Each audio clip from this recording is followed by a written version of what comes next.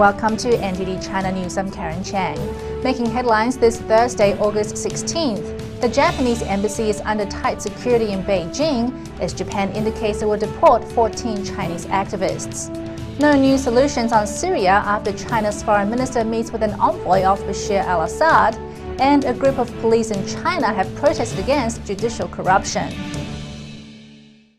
Tensions over the disputed Diaoyu Islands remain high after Japan detained 14 Chinese activists yesterday.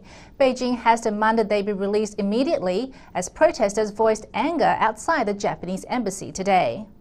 The Japanese embassy in Beijing has a heavy layer of security today as protests rage outside the building. The protests are in response to Japan detaining 14 Chinese activists who landed on one of the disputed Diaoyu Islands yesterday. Japanese media said today that Japan will deport the group if they have not committed any other crimes. Tokyo lodged a complaint with the Chinese ambassador over the intrusion. At the same time, Beijing demanded the activists' immediate release. Beijing and Tokyo have conflicting claims over the uninhabited islets, called Senkaku in Japan and Diaoyu in China. The islands are thought to have large oil deposits underneath them. Tensions over the territorial dispute have escalated in the past months. In July, the Japanese government announced it is considering purchasing the islands from its owners to end the dispute. Hong Kong-based China analyst Willie Lam believes tensions could climb from here, but rules out any military action. I don't think this will lead to military confrontation because I think there's a good agreement between both governments to avoid military clashes at all costs. However, I think the climate will worsen. The confrontation will certainly be scale up in the forthcoming months. The United States, meanwhile, has called for calm. We expect the claimants to resolve the issue through peaceful means. Any kinds of provocations are not helpful in that regard. This is not the only conflict that China has had of this nature. China is ramping up its military assets in the East China Sea to defend the territory it sees as its own. China's foreign minister has met with an envoy of Syrian President Bashar al-Assad. Buthena Shaban arrived in Beijing earlier this week. Details of a Thursday meeting with Minister Yang Jiechi came through a Chinese foreign ministry statement. In it, Yang urged the Syrian government and the opposition to end the violent conflict that has gripped Syria since March last year.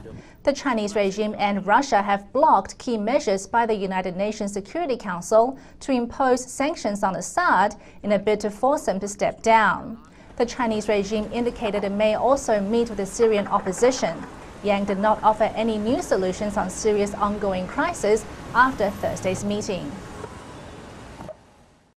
16 police from all over China say they have been falsely convicted and are openly protesting judicial corruption by Communist Party authorities in Beijing. On Wednesday, they put forward 3 demands in an open letter towards the party's top leadership. These policemen were former officers under the Political and Legislative Affairs Committee. They say they were charged with crimes they did not commit.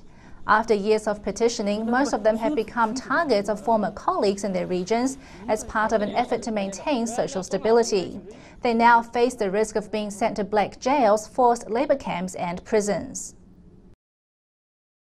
Since Taiwan's President Ma Ying-jeou took office in 2008, he's been working on improving ties with China. Those efforts have resulted in more relaxed conditions for trade, tourism and education. But these policies have come with criticism and concerns that Ma's government is relying too much on the mainland. After signing a long-awaited investment pact with China, Taiwan's government is signaling further moves to deepen cross-straits relations. Taiwanese President Ma Ying-jeou this week said the two sides should consider setting up reciprocal representative offices.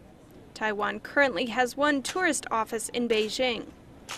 The issue was brought up last week during official talks between Taiwanese and mainland representatives, according to Taiwanese media. Ma Ying-jeou said on Tuesday the issue should be considered given the level of cross-strait trade. It stands at $160 billion. U.S.-based author and economics analyst Gordon Chang says the dependency Ma has on the mainland may be misplaced. The real problem for Taiwan, though, is that it sees its economy being more tied to China's. But unfortunately, China's economy right now is going through some very severe difficulties. It's much worse than Beijing is willing to admit, which means that Taiwan's economy is going to be adversely affected. Ma Ying-jeou's push for more integration with China has been opposed in Taiwan. Many there see the Chinese regime's goal of unifying Taiwan as a threat to the island's democratic system. But Chang says as cross-strait interaction increases, Taiwan has started to influence mainland Chinese citizens, particularly Chinese exchange students. And many of them have come to Taiwan, and the first thing they do is they go on the internet to see things that are forbidden in China. So they've looked at searches for June 4th, the Tiananmen massacre. They look for all sorts of things like the Boxilai crisis that they really can't read in China. And this is sort of like a breath of fresh air. Taiwan has enacted measures in recent years to reduce the restrictions for tourists and students from China. Ma asked his government on Tuesday to consider further scaling back those limits for Chinese students. Coming up, Chinese Premier Wen Jiabao signals economic stimulus ahead amidst the shaky second quarter. Hong Kong police to trial small cameras on offices, and what happened to one Chinese boy who found himself in a hard situation.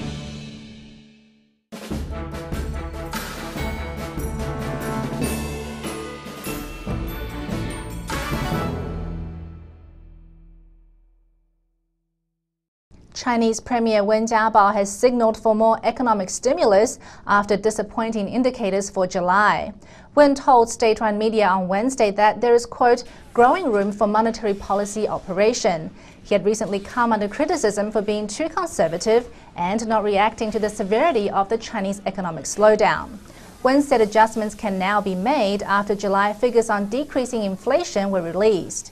While Asian stocks reacted positively with an upswing of 0.05% in the MSCI Asia-Pacific Index, Chinese stocks continued a two-week decline with the Shanghai Composite Index down 0.3%, closing at just above 2,112 points on Wednesday. Wen also signaled more tough times ahead. He warned on Wednesday that the foundation for economic stabilization is still unstable and that economic hardships may continue for some time. Wen's bleak outlook comes as figures for inbound FDI for July dropped by $7.58 billion or 8.7% from June. Although inflation has fallen for July, the rising cost of grain could fuel inflation for the rest of the year, according to one analyst. Global grain production has dropped this year after poor weather conditions. China sharply increased its imports of key grains like corn, soybean, and wheat the first half of this year. Total grain import at the end of June rose by 41.2% year-on-year. That's despite local authorities claiming domestic output has increased by 2.8%, a record since 1997. Assistant Professor Frank Tianzhe says official figures are questionable. We know the propaganda and its figures cannot be trusted. It's like the stock of grains they claim to have. Even Premier Wen Jiabao has to climb up the silo to check if there are grains there when he does inspections. Officials nationwide are deceiving each other. Superiors cannot believe the figures given to them.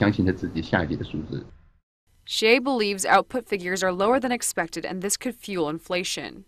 Looking at the futures market, corn, soybean, and wheat prices are all climbing. Given the widespread flooding this year, summer crop yields is likely to drop. A big problem facing China now is economic stagnation and inflation. If the rising grain prices pushes up inflation, this could directly affect social stability. On Tuesday, China's agricultural ministry announced what it called the, quote, worst infestation in a decade of corn crops. Armyworms have attacked about 10% of the country's corn. Analysts say up to 2% of total yield could be wiped out. Police officers in Hong Kong will trial small cameras worn on the body. Police say the cameras are an attempt to cut crime, though human rights groups say the new technology could invade citizens' privacy. The cameras will be given to an unknown number of frontline police officers during a 3-month trial period, according to the South China Morning Post. The devices will be placed on officers in tactical units and in the Kowloon West emergency units. The cameras are worth $875 each and are around the size of a cigarette packet. They are meant to deter crime, keep police from acting out of line during protests, and aid with gathering evidence. Opponents fear the cameras could be used to monitor political activists and protest against the Chinese regime. There are currently no laws regarding the use of these small cameras. If the trial is successful, Hong Kong Police Force will buy another 7,000 of them. And finally today, a little boy in Guizhou province may have learned a lesson about playing with stones, or stone railings to be exact. The young boy was playing with friends on a staircase, but managed to put himself in a hard position, literally. For some reason, perhaps he wanted to see what was on the other side, his head became stuck between the stone railings and playtime stopped being fun. Firefighters were called in to free the boy.